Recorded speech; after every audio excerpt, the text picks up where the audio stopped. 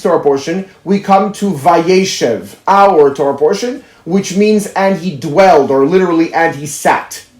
When we take a look, however, at the contents of the actual Torah portion, it's anything other than comfortable dwelling.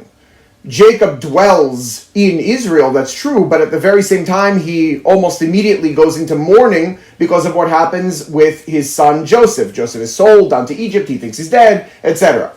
How this in the world could be called Vayeshev, and he dwelled, or he sat, he had basically comfort, right? You sit down in your recliner after a hard day of work, that's Vayeshev. This is anything but. So it's explained that the righteous really have no rest, are not supposed to have rest, spiritual rest, in the world that they are living in, because they are supposed to always be elevating the world. And by that same token, even in the world to come, they have no rest because they're always ascending rung after rung.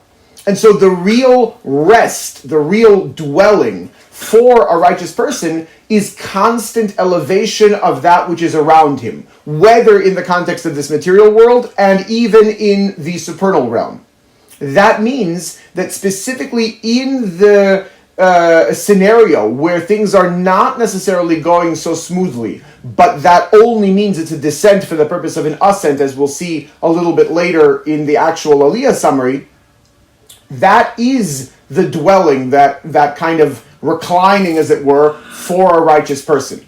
And that's the next stage in the soul's progression. It left from heaven into this world. It effectuated the positive influence upon even other people so that they should elevate their portion of the material world. But that doesn't mean that we stop. That actually means that we continue to work even harder, and that should be taken as our dwelling, as our kind of being at home, in that constant elevation for God's sake.